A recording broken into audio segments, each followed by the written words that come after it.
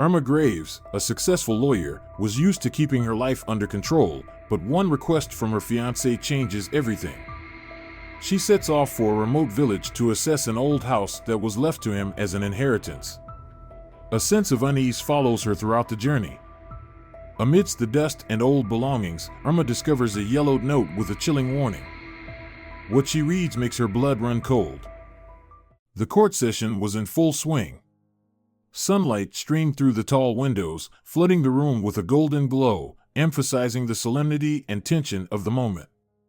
The sound of the gavel striking the wooden board echoed loudly, reverberating off the high walls. Irma sat upright.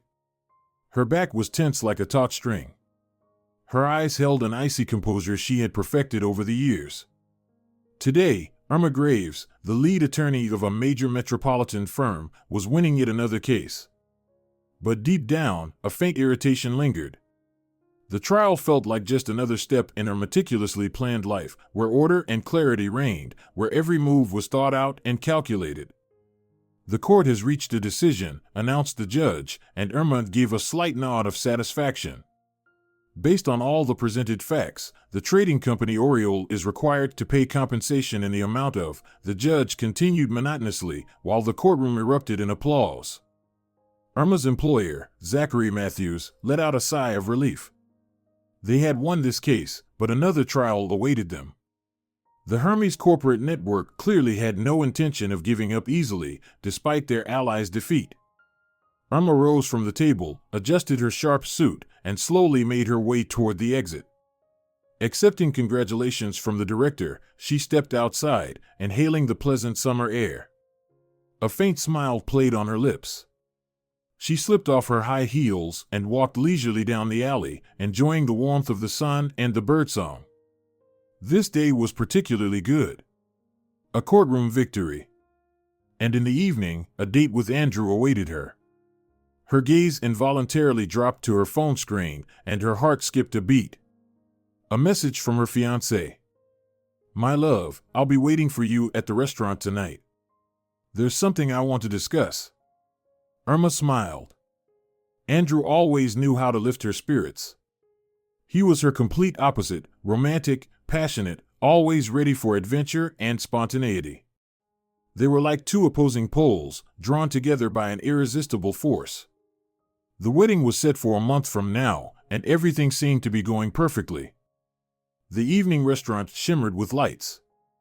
Andrew was waiting for her at a windowside table, his dark honey-colored eyes glowing with happiness. "Irma, you look stunning as always." He kissed her hand. "How did the hearing go? Did you win?" As usual, she shrugged. "A victory. The clients are pleased, and the defendants are left licking their wounds. But there's another trial ahead, and Zachary is worried. There's too much at stake." "You're a legal genius," Andrew smirked. "Soon, you'll be defending me from competitors." Irma smiled back, feeling the tension of the day slowly fade away. "So, what did you want to talk about?" she asked, leaning back in her chair. Andrew's expression darkened for a moment as he turned his wine glass in his hands. "You see, there's this thing." Andrew started slowly.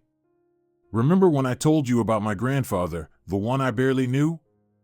Irma nodded, recalling her fiancé's story about a distant relative who had left him an inheritance. "Well, Todd Keller left me a house. Everything is official, all the paperwork is done. It's in a small village, a few hours' drive from here." Andrew grimaced. "I have no idea what to do with it." "Then just sell it if you don't need it," Irma shrugged. "Why overthink it? Some inheritance. I'd love to, but..." Andrew hesitated. "I've been asked to assess its condition first. Apparently, it's in really bad shape." Irma frowned. "And what exactly are you suggesting?" "I was thinking, maybe you could go check it out?" Andrew asked cautiously. "You're so practical, you'd figure things out right away. And it wouldn't take much time. I mean, evaluating my grandfather's old house shouldn't be too complicated for you. Just a quick trip, there and back. A couple of days at most." Irma leaned back in her chair and was silent for a moment. "Are you serious?" she asked incredulously. "You want me to drop everything, put wedding preparations on hold, and go to some backwater village just to inspect an old house?" "Please, sweetheart," Andrew pleaded. "I know it sounds a little strange, but I just can't get away right now. And I really want to settle this before the wedding. Please, Irma. For me, for us. Think of it as a pre-wedding business trip. A short break from your court cases. What's so bad about that?" She sighed. His request seemed completely irrational, but she couldn't say no. "Fine," she relented. "When do I leave?" "As soon as possible. Actually, I've already arranged everything. I'll finalize the details today, and tomorrow morning a car will be ready for you." "You certainly planned this well," Irma smirked. "Well, I had to be sure my fiancé would say yes." Andrew took her hand, and she felt the warmth of his touch. In that moment, it seemed like she was willing to do anything for him, even travel to an unfamiliar village. The next morning, Irma woke up with a faint sense of unease. The sun shone brightly outside, but a strange feeling lingered in her chest. She left her house and got into the car. The road stretched through endless fields, gradually giving way to dense forests. The farther she drove from the city, the gloomier the landscape became. The vibrant colors of the metropolis faded into muted shades of green and gray. As she approached the village, Irma was struck by its wild, almost untamed beauty. Her fiancé's grandfather's village looked like an abandoned settlement, as if time had come to a halt there. Houses with sagging roofs, overgrown streets, an eerie silence broken only by the cries of birds. The car came to a stop by the roadside, and Irma took in the eerie magnificence of the place, a shiver running down her spine. The house Andrew had inherited stood at the edge of the village, almost like an outcast, an old wooden structure with peeling paint and crooked shutters, a sorrowful reminder of the past. She stepped onto the porch. The house exhaled silence and cold, as if it, too, resented the presence of an uninvited guest. Irma stood there for a moment, feeling a deep chill settle into her bones. Then, mustering her resolve, she climbed the creaking steps. The door wasn't locked. She pushed it open, and it swung inward with a long, drawn-out groan, allowing her into the dim interior. The air smelled of dust and aged wood. The rooms were empty except for a few pieces of old furniture. Irma walked into the living room and glanced around.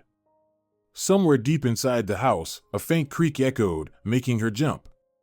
She turned toward the window, looking out at the backyard where an overgrown garden sprawled.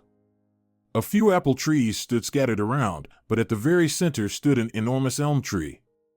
How had it gotten there? Had it always been part of the landscape?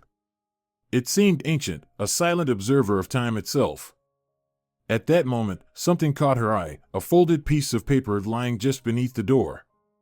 She bent down, picked it up, and slowly unfolded it. The yellowed sheet bore uneven, trembling handwriting. "Do not trust him. The shadow of the past destroys the present." Irma stared at the note, a cold wave rushing through her. Who had written this? Whom was she not supposed to trust? What shadow of the past? What did any of it mean? Questions swirled in her mind, but none had answers. She pulled out her phone and dialed Andrew. "Hey, love. I'm here," she said. "And? How is it? Everything okay?" he asked. "I don't know," Irma admitted. "The house is really old and unsettling." "I told you," he sighed. "You wouldn't like it." "Wait, Andrew," she hesitated, nervously crumpling the note in her hand. "There's something strange." "What happened?" His voice carried a hint of concern. Irma carefully told him about the note, keeping her tone as neutral as possible. He was silent for a moment. "That's nonsense," Andrew finally said. "Probably some stupid prank. Just forget about it." "But, Andrew." "Irma, stop overthinking," he said firmly. "Just evaluate the house so we can sell it quickly. Everything's fine." His voice was so calm, so sure, that for a brief moment she wanted to believe him. But the unease inside her refused to fade. "All right," she said quietly. "I'll take a look around." Hanging up, Irma stepped outside. The wind rustled the trees, and their shadows seemed darker than before. She walked toward the garden, her steps slow and measured. A bush of roses caught her attention, deep crimson petals, slightly drooping from the heat, yet still breathtakingly beautiful. She stood there, staring at them. And then, all of a sudden, she thought she heard it, a faint whisper coming from the depths of the garden. "Don't trust him." The words from the note echoed in her mind. A shiver ran down Irma's spine, and she hurried back inside, an unshakable unease settling in her chest. She suddenly longed to leave this gloomy place, to return to her orderly life, one without cryptic messages or the dark secrets of the past. She decided to inspect the house before her imagination got the best of her. The first room she entered had an old iron-framed bed covered with a faded blanket, a vanity with a cracked mirror, and a couple of chairs. She didn't linger and moved on. Then, in one of the rooms, she spotted an old chest covered in cobwebs. With some effort, she pried it open and gasped in astonishment. Inside were stacks of old letters and photographs. Irma picked up a few pictures and examined them. One photo showed a young man with kind eyes. A realization struck her: this was Andrew's grandfather, Todd. She shuffled through the photographs and stopped at one that caught her attention. A young woman cradling a baby in her arms. Her eyes held a deep sorrow, her expression burdened with sadness. Why had these sentimental pictures been hidden away? Why had Andrew never mentioned them? Before she could ponder further, a faint tapping at the window made her jump. Irma turned to see an elderly woman standing outside, staring at her with curiosity. "Who are you?" the woman asked. "I'm Irma," she replied, stepping closer. "I'm here to inspect Andrew's grandfather's house." "Ah," the woman nodded. "So, you're his fiancé?" "That's right," Irma confirmed politely. "And you are?" "Susan Coleman." "Neighbor."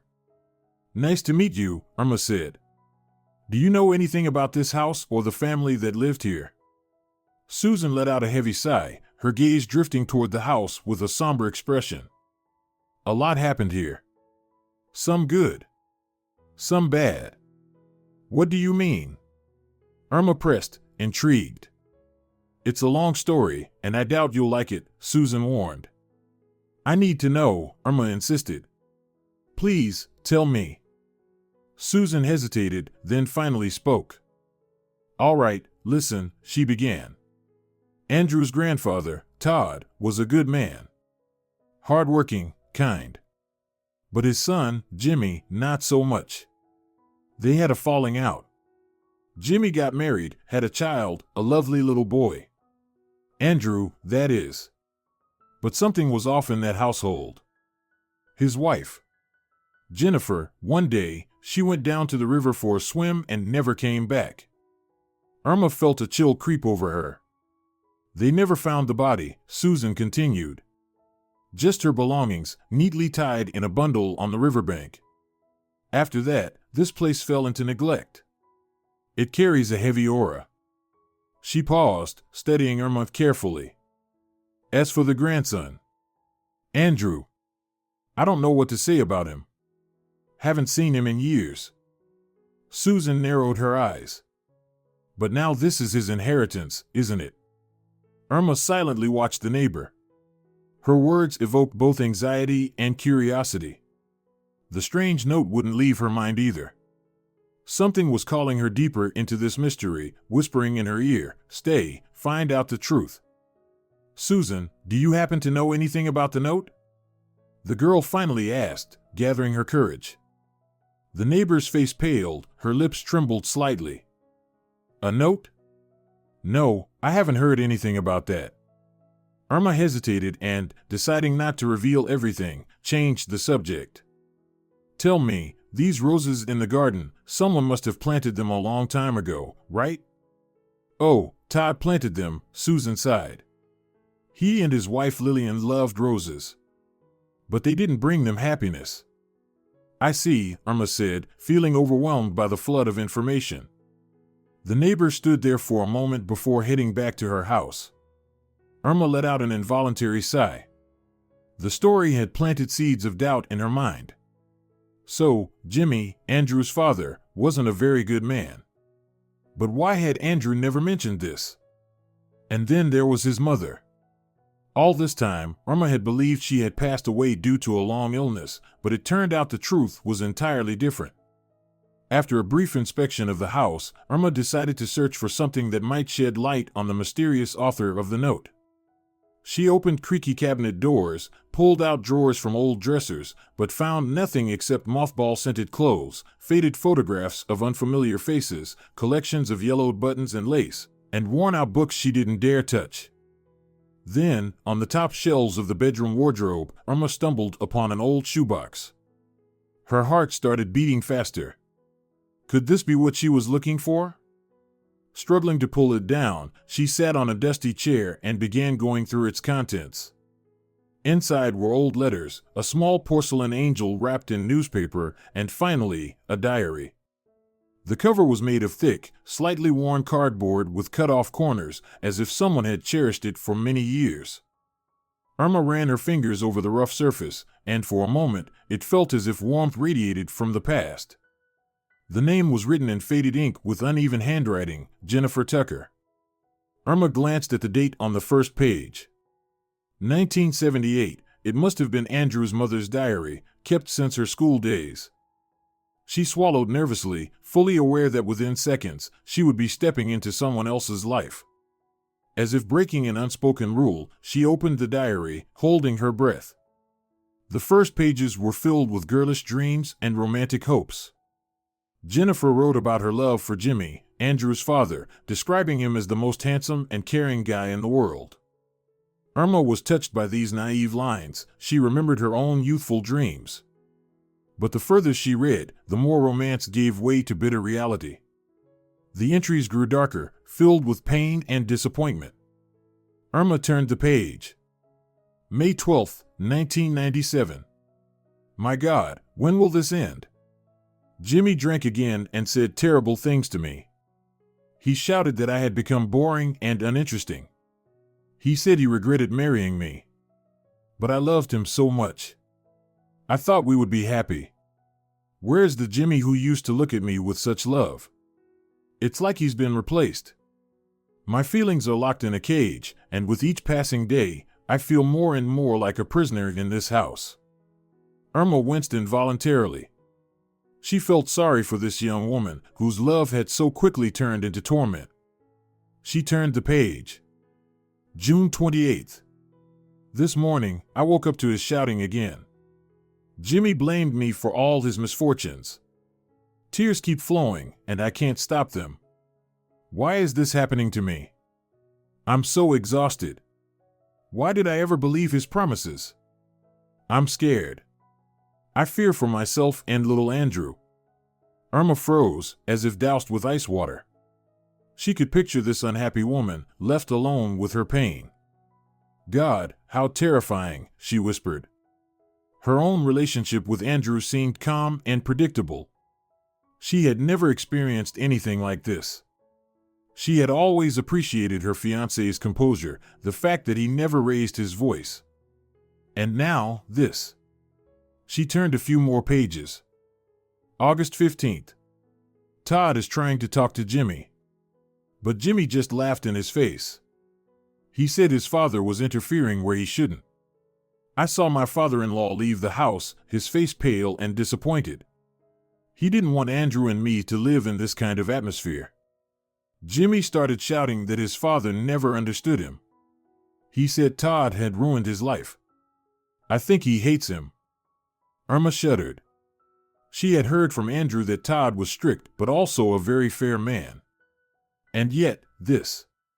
She couldn't imagine that he could have provoked such hatred from his own son. And the roses? Andrew had spoken so fondly of his grandfather's rose garden. As she continued reading, Irma came across an entry that completely changed her perspective on the situation. August 21st. Today, I witnessed a terrible scene. Jimmy came home after another night of drinking and started blaming Todd for all his failures, calling him a senile old fool. And then Jimmy grabbed a bucket of some kind of corrosive liquid and tried to pour it over his father's roses. I couldn't understand what was happening. Jimmy had lost all humanity. I was scared to death. It's heartbreaking to look at Todd's roses now. They will probably never bloom again. Irma snapped the diary shut and took a deep breath. She felt heavy. Now, the picture in her mind had finally come together. Andrew's father had been a true tyrant, someone for whom family meant absolutely nothing. But did Andrew really not know about his father's cruelty? Irma opened the diary again and found the last entry. The handwriting was uneven and hurried, as if written in a rush. August 30th. Today, I found out that I'm pregnant. I don't know what to do now. And I'm so afraid that this child will grow up in this nightmare. Jimmy must never find out. I will make any decision necessary to save my children. It's such a shame Andrew has already fallen under his father's influence. He has become just as cold. He bullies his classmates and takes their lunch money. The entry ended abruptly. Irma felt like her world had turned upside down. So Jennifer had been pregnant with a second child, but what had happened to her? Why did she disappear? Could Andrew really have had a brother or sister? Susan had said that Jennifer drowned in the river, but now Irma doubted that was the truth. And then there was that mysterious note left under the door. She pressed the diary to her chest, trying to steady her trembling hands. The evening was approaching fast. Irma decided to call Andrew. Her cell phone displayed no signal multiple times. Great. Stuck in the middle of nowhere. How am I supposed to get out of here now? She muttered, disheartened. She decided to calm herself down and take a break. She turned on the lights in every room. The old house creaked strangely as she walked. In the kitchen, she found an old stove, boiled water, and made a strong cup of tea. She told herself she'd send Andrew a message as soon as she got reception. Tomorrow, she had to return home. An important meeting was scheduled regarding their competitor's latest schemes. Hermes Corporation had boldly challenged her employer, and Irma couldn't stay on the sidelines.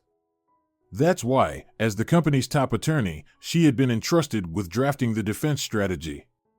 She was confident she could win this case. Zakar believed in her, and she couldn't let him down. As she passed by the window, something outside caught her attention. The garden. It was strange, it wasn't overgrown or abandoned. On the contrary, it looked well maintained. In the moonlight, she could even make out the silhouettes of beautiful roses. So someone was still taking care of Todd's garden. But who? Susan hadn't mentioned anything about it. As Irma pondered this mystery, drowsiness overtook her. She lay down on the old couch and drifted into sleep. She woke up to a strange noise. A faint crackling, branches snapping softly, as if someone was walking outside her window. Irma jumped up, her heart pounding. "Who's there?" she called out. Silence. Cautiously, she approached the window and peered outside. No one. But the unsettling feeling of not being alone refused to fade. Irma decided not to sleep anymore. She would wait for morning. When the first light of dawn bathed the land, she realized it hadn't been her imagination. Standing at the window, she watched the wind sway the branches of an old elm tree growing behind the house. Then, glancing at her parked car, she noticed something alarming. The tires. Flat. What the hell? She gasped, rushing outside. Upon closer inspection, she saw that the tires had been deliberately slashed, clean, precise cuts. For a few moments, Irma stood frozen in fear. Then she sank onto the porch steps and burst into tears. Hot, bitter tears streamed down her cheeks, leaving wet trails. Why? Why is this happening to me? Some trip to check out an inheritance, huh? She whispered, covering her face with her hands. Then, a sound.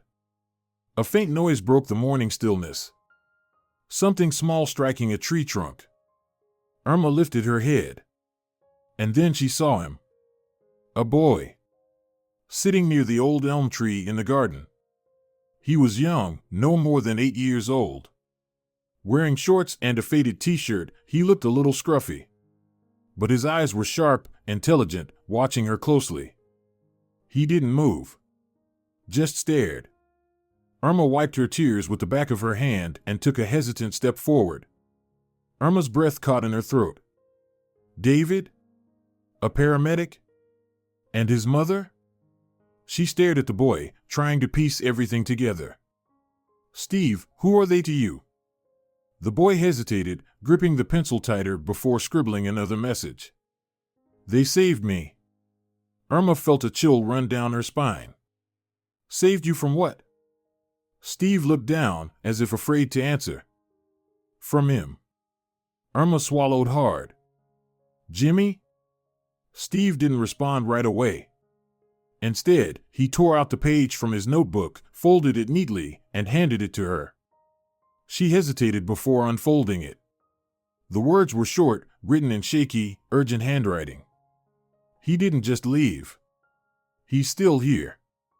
Irma's pulse pounded in her ears. She whispered. Steve glanced at the house. Then, without another word, he stood up, shoved his notebook into his pocket, and ran off into the trees, disappearing into the misty morning. Irma stood frozen, gripping the note in her shaking fingers. The house behind her suddenly felt much colder. Irma shuddered. And where do they live? In the suburbs, in a small house by the river. Do you live with them? Irma asked cautiously, feeling a growing sympathy for the boy. Steve shook his head and wrote. No, I just visit them sometimes, that's all. My mom died. And my stepfather drinks and yells. Irma looked at the child with pity. Listen, Steve, she said gently, I really need to talk to this David and his mother. Maybe they know something. Can you take me to them? The boy thought for a moment, then nodded. All right, but first, I need to figure out what to do about my car. They walked together to the road. Just then, an old van rattled by. A sunburned man leaned out of the window. What happened? He asked, eyeing the car sitting on its bare rims. Well, Irma sighed. Do you know where the nearest tire service is? The closest one's in the district center, 20 kilometers from here, the man replied. But if you want, I can give you a ride there. You can catch a bus and be back in an hour or two. Your car can be towed in the meantime. Really? That would be amazing, Irma said, relieved. How much would it cost? Oh, forget about money, the driver waved dismissively. Hop in, no need to waste time. Irma quickly grabbed her bag from the house, threw a light jacket over her shoulders, and took Steve's hand before heading to the van. And who's this with you? The driver asked. This is Steve, Irma answered. He's coming with me. The road wound through fields and forests like a ribbon. Staring out the window, Irma tried to process everything that had happened over the past few hours, her fiancé's inheritance, the mysterious note, the diary, the slashed tires, and the strange boy who talked to a tree. It all felt like some surreal dream. Maybe she should pinch herself? Maybe she'd wake up in her own bed? Get up, do some stretches, make coffee. Then go over her court strategy in her head and call her boss. What's your name? Irma asked the driver, trying to distract herself. Anthony, he answered. I'm a local. I know everything and everyone around here. By any chance, do you know David, the paramedic, and his mother? Irma asked, watching the driver's reaction out of the corner of her eye. Anthony paused for a moment. Of course, I know them, he said. They've been living in the suburbs for a long time. Quiet folks, keep to themselves. She's a recluse, rarely leaves the house. And why would she? Her illness got the best of her. They say she's in a wheelchair now. Tough situation. But David, he's a good guy. Why do you need them? I just have a few questions, Irma replied, not wanting to reveal too much. All right, the driver said. Just so you know, they're not too fond of uninvited guests. Well, we'll see, Irma answered with a smile. Sitting beside her, Steve watched his new acquaintance with a knowing expression. A small, satisfied smile lingered on his lips. After all, he usually had to take the bus or train to Todd's house, but this time, he was riding in a car like a king. After some time, they arrived at a small village on the riverbank. A few houses with vegetable gardens dotted the landscape, with a small cemetery on the outskirts. Well, here we are, Anthony said. Their house is at the end of the street. Irma thanked him and stepped out, holding Steve's hand. A slight nervousness crept into her as she walked forward. What awaited her? What secrets did this mysterious pair hold? At that moment, Steve confidently pushed open the gate, inviting her inside. She followed him along a stone-paved path. The air smelled of freshly cut grass and some other, sweeter floral scent. On the porch, a young man stood waiting. He was tall, with an open, friendly face and light-colored hair tousled by the morning breeze. This was David, the local paramedic, whom Steve clearly knew. Steve, the man said in surprise, shifting his gaze from the boy to Irma. He didn't seem to expect visitors. And who's this with you? This is Irma. She's nice, Steve wrote in his notebook and handed it to David. David read the message and raised an eyebrow in curiosity. I see. Well, nice to finally meet you. I've heard about you before, he said, looking at Irma. Come on in. My mom just finished up. David opened the door and let them inside. The interior was cool and welcoming. Simple yet tidy furniture, soft couch pillows, and the scent of freshly baked goods created a warm, inviting atmosphere. David led them into a spacious living room, where a woman in her 50s sat by a small round table near the window. She was in a wheelchair, yet her presence exuded a sense of calm and kindness. Despite the marks of time, her face was beautiful, with deep, piercing eyes. Mom, this is Steve's friend, Irma, David introduced her. The woman looked at her guest attentively, and something like surprise and sympathy flickered in her eyes. Good morning, she said in a quiet, melodic voice. I'm Jennifer. No need for formalities, I won't mind. Irma felt a chill run down her spine. Could this really be that Jennifer? But she... No. That was impossible. David, maybe you could make some tea, his mother suggested. We'll talk in the meantime. Her son nodded and went to the kitchen. Irma turned her gaze to Steve, who stood silently beside her. Sensing her anxiety, the boy handed her a note. Don't be afraid. Jennifer is good. As if reading her thoughts, Jennifer smiled, though there was sorrow in her eyes. Well, Irma, since you're here, there's no point in hiding the truth anymore. I don't know how to say this, Irma began, feeling her voice tremble. I was told you died many years ago. Officially, yes, Jennifer replied. Jennifer Tucker drowned in the river. But in reality, I survived. I had to change my last name, as well as my place of residence. Irma was speechless. She stared at the woman, trying to piece together the puzzle. How is that possible? She whispered. It's a long story, Jennifer sighed. A fairy tale of a naive girl from the provinces, filled with pain and disappointment. But since you're here, I suppose it's time to tell it. Sit down, dear. There's much I need to share with you. Irma obediently sat down in the chair opposite her. Somehow, she felt she could trust this woman. My name really used to be Jennifer Tucker, the hostess began, and I was Jimmy's wife. Andrew's father. Irma shuddered at her words. This was becoming more and more unbelievable. I loved Jimmy very much when I married him, Jennifer continued, her voice tinged with sadness. But over time, he changed. He started drinking, bringing different women home. He became a tyrant. Todd, his father, tried to reason with him, but that only made things worse. Jimmy just kept spiraling. One day, he poured lye over Todd's roses just because his father had scolded him. My relationship with Jimmy had always been awful. And what happened next? Irma asked, holding her breath. Then I found out I was pregnant with my second child. Jennifer's eyes glistened with tears. I was in despair. I knew I didn't want my baby growing up in that kind of environment. Jimmy was no longer the man I had once loved. He had become someone else, someone cruel.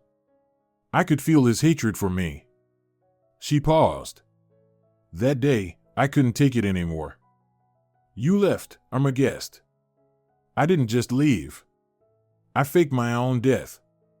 Jennifer's voice was calm but firm. I left my clothes on the riverbank and disappeared to another city, where I stayed with acquaintances. I did it for my child's future. And then I gave birth to David. Irma glanced at the door, knowing that behind it, her son was busy in the kitchen. Suddenly, everything clicked into place. David was Andrew's biological brother. And Andrew? He doesn't know anything, does he? Irma asked, her voice filled with concern. No, Jennifer replied. No one knows. I was terrified of Jimmy, afraid he would find us. And then, I found out what Andrew had become. He's just like his father. He's following in his footsteps. And what's worse, David accidentally discovered that Andrew is trying to frame you, so you won't be able to protect your company's interests. That was the real reason he courted you all this time. Irma felt a lump in her throat. He asked me to go to the village, she whispered. Yes, Jennifer nodded. He wanted you to appraise the house. It was just an excuse. Irma murmured, shaking her head. Exactly. Fortunately, Andrew doesn't know you found my diary. Otherwise, you wouldn't be here right now. He was never supposed to know I was alive. Believe me, Irma, Andrew is dangerous. And you're his primary target. That's why Steve wrote me that note. Irma guessed. He overheard your conversation with David. That's right, Jennifer confirmed. He couldn't tell you out loud, but he's a very smart boy. He understands a lot. His speech problems are temporary. David consulted a specialist who said Steve's muteness was a psychological reaction to his mother's death. At that moment, David entered the room carrying a tray with tea and pastries. He set it down on the table and looked at his mother with concern. Is everything all right? Yes, everything is fine, son, Jennifer replied, trying to sound calm. Irma, have some tea. Irma took the cup from David's hands as if in a daze. Everything felt like a dream. Irma, David addressed her. His voice was soft but serious. You're in danger right now. You need to stay here. You'll be safe with us. She looked into his eyes and saw genuine concern and understanding. At that moment, she realized she had found people she could truly trust. Thank you, she whispered. I don't know what I would have done without you. David hesitated before speaking again. Mom, he said thoughtfully, what if Irma tells Andrew about you? Maybe. No, Jennifer interrupted sharply. It's too dangerous. I don't want Andrew to know about me until the time is right. He's shown signs of his father's nature since childhood. I saw it, I tried to change him, but it was useless. But maybe we should take the risk. No maybes, David. Jennifer raised her voice. Enough, I said. Now is not the time. First, we need to figure out exactly what Andrew is planning. For now, let Irma get some rest. David nodded, dropping the argument. Irma felt exhaustion creeping over her, but at the same time, she realized she had been drawn into a whirlwind of events from which there was no escape. Irma, Jennifer addressed her gently, I understand that all of this sounds strange, maybe even absurd, but I am not lying to you. And as long as you're here, you'll be safe. The slashed tires on your car? That was just the beginning. I'm sure Andrew lured you to the village on purpose to get rid of your company's lead attorney. He's likely expecting a reward from your competitors." Jennifer fell silent, waiting for Irma's response. The young woman sat in the chair, lost in thought. She thought about her fiancé, about Jennifer's shocking secret, and about the discovery that could change her entire life. "I'll stay," she finally said firmly. "I have to find out the truth." A faint smile appeared on Jennifer's face. "Thank you, dear. I knew I could count on you." David watched Irma in silence, gratitude and respect evident in his eyes. He understood that together, they could face any danger. Meanwhile, Steve, the quiet witness to their conversation, sat nearby. In the boy's eyes, there was a glimmer of hope. At that moment, Irma felt something strange. Despite not knowing these people before today, she felt at home. And yet, she clung to a fragile hope that Andrew wasn't as terrible as his mother and brother believed. As she observed Jennifer moving effortlessly in the kitchen, maneuvering in her wheelchair with practiced ease, Irma felt a deep sense of sympathy for the woman who had endured so much suffering. To live knowing that your eldest son chose his father's side. What kind of strength does that take? She thought sadly as she helped Jennifer set the table. "Jennifer, how did you find out about Andrew's plans? You haven't seen him in person, have you?" Irma asked cautiously. Jennifer hesitated, averting her gaze. It was all because of Steve's stepfather, Tom Chandler. A month ago, David was called to treat him, IV therapy, alcohol poisoning. They started talking, and Tom mentioned that Andrew had inherited the estate but didn't know what to do with the house. Then, he warned that soon there'd be work for him. And he added that the payment would be high, because it was connected to crime. Irma's cheeks flushed with shock. So Tom was the one who slashed my tires? But what else had Andrew planned for her? Was he really considering getting rid of her for good? "My God, I can't believe this," Irma whispered, her voice filled with disbelief. "It's true," David confirmed grimly. Then, lowering his voice, he added, "Andrew never actually took care of Todd. He once brought a notary and helped draft a will. In the last months of his life, our grandfather was completely bedridden, half his body paralyzed. I visited him every day, saying it was my duty to help people with disabilities.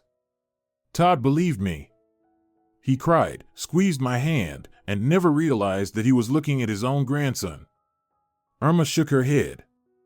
Of course, her fiancé had his hands in this too. And he lied so convincingly about not wanting the inheritance. "David, wait a second.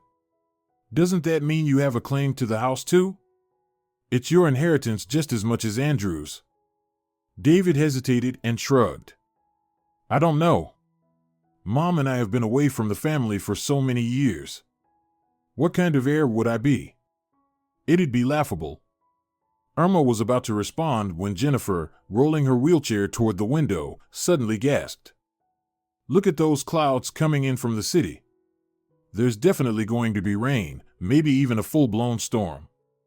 No wonder it felt so humid this morning." Irma joined her at the window and had to agree.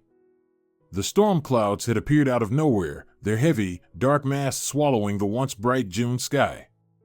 Jagged bolts of lightning tore across the heavens, and the gentle sunlight that had bathed the land just moments ago was now completely hidden. The playful breeze had turned into a powerful gust, whipping through the trees, threatening to rip leaves from their branches and send hats flying. Sitting in David's cozy living room, Irma felt the unease that had been quietly gnawing at her suddenly intensify. Outside, the storm raged in full force. The trees swayed violently, bending under the relentless wind as if writhing in agony. The first raindrops fell hesitantly at first, large and scattered, but within moments, they became a relentless downpour, hammering against the windows like an army of tiny fists. "Haven't had a storm like this in a while," David murmured, stepping closer to the window. "Could it be a hurricane?" Irma asked, her voice betraying a slight tremble. "Looks like it," he replied, watching as another bolt of lightning slashed through the sky like a blazing arrow.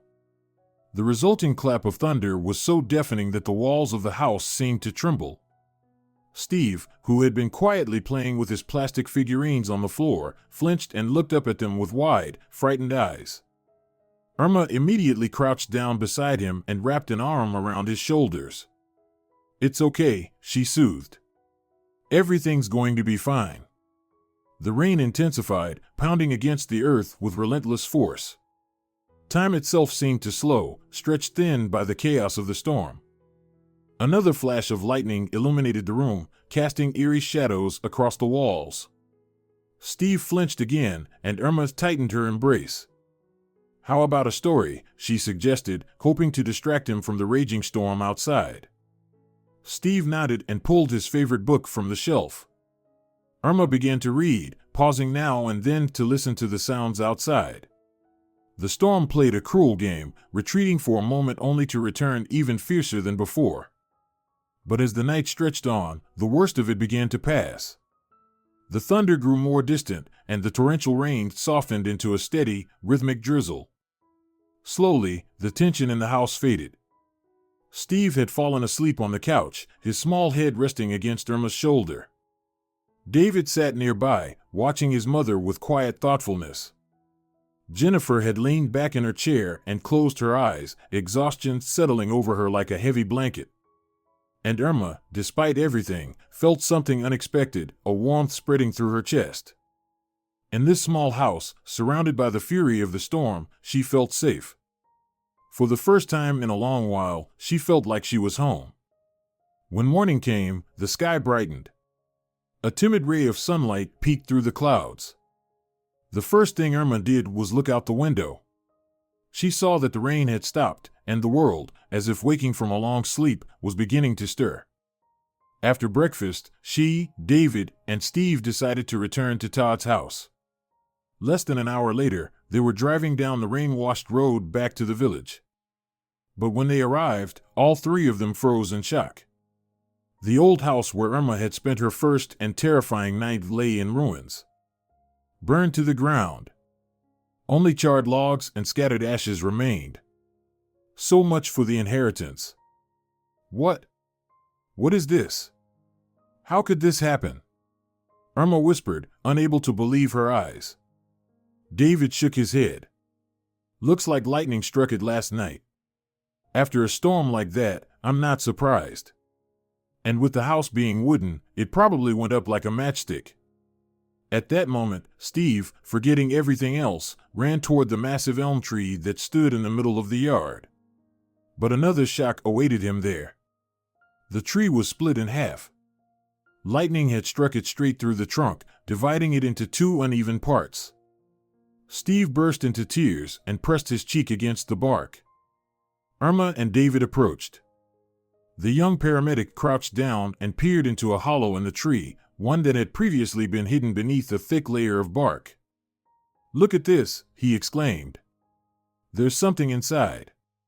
Saying this, he carefully pulled out a small, antique chest. It was solid, made of sturdy wood, and adorned with intricate metalwork. "Wow! Where did this come from?" Irma asked. David opened the chest. Inside, nestled in velvet, lay old jewelry, massive rings, earrings, and necklaces adorned with precious stones. Beside the jewelry was a small note, written in shaky, elderly handwriting. David took it and began reading aloud. "To my dear Steve.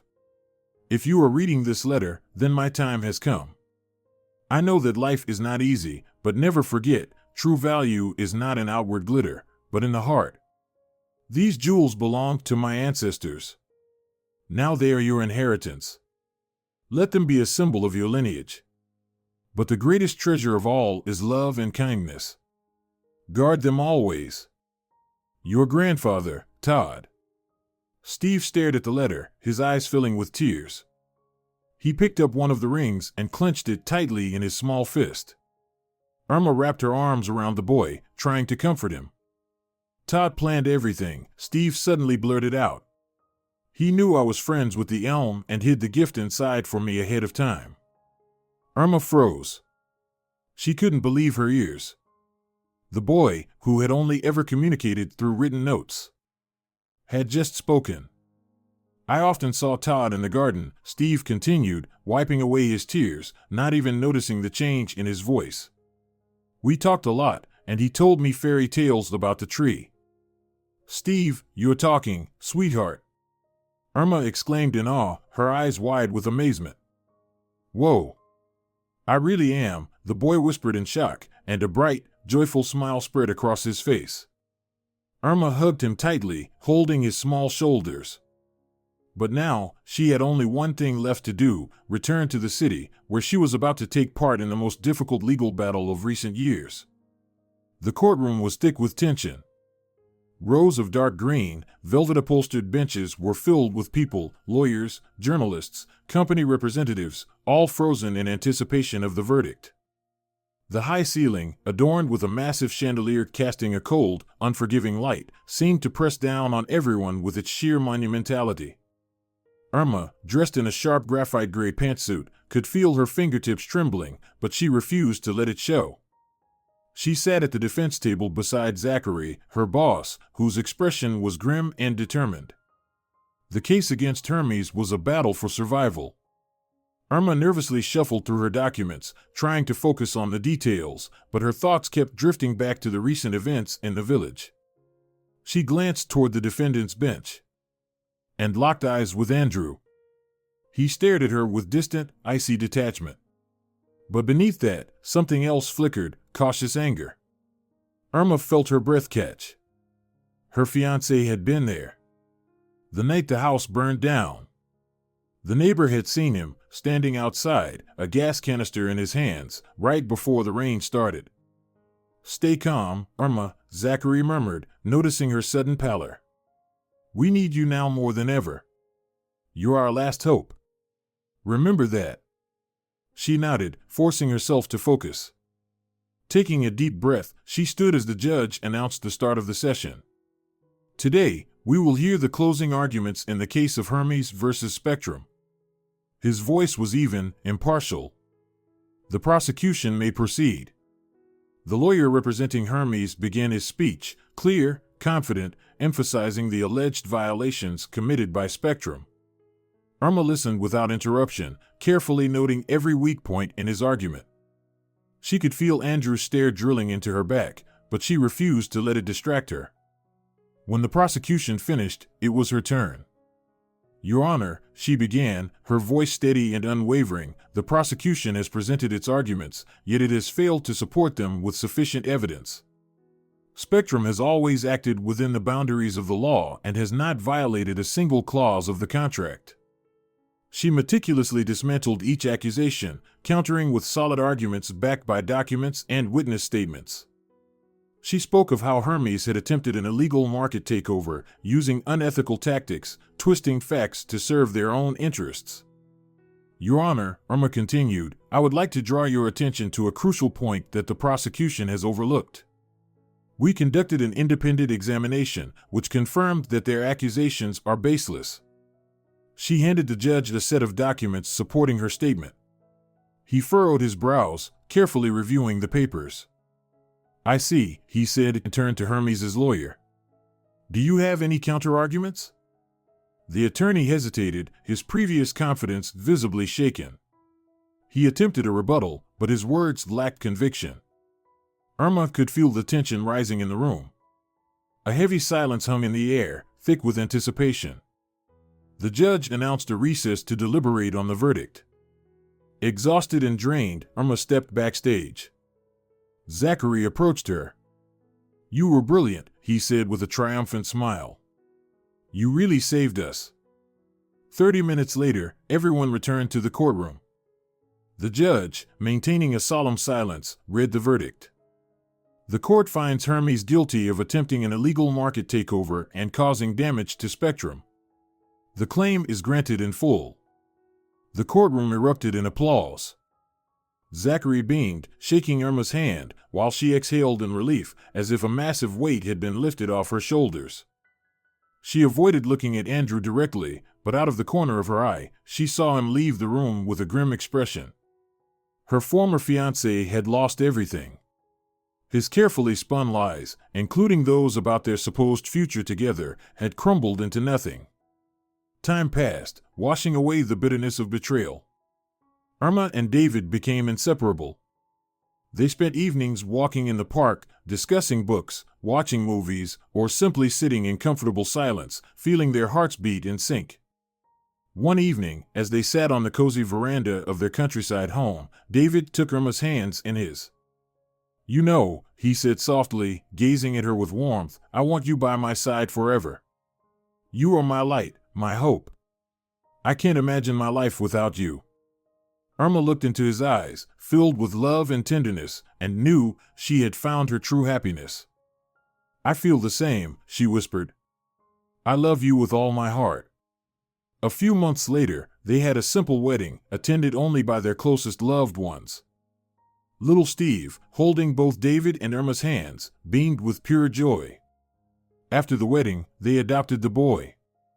Unlike his stepfather, they surrounded him with love and care, doing everything they could to heal the wounds of his past.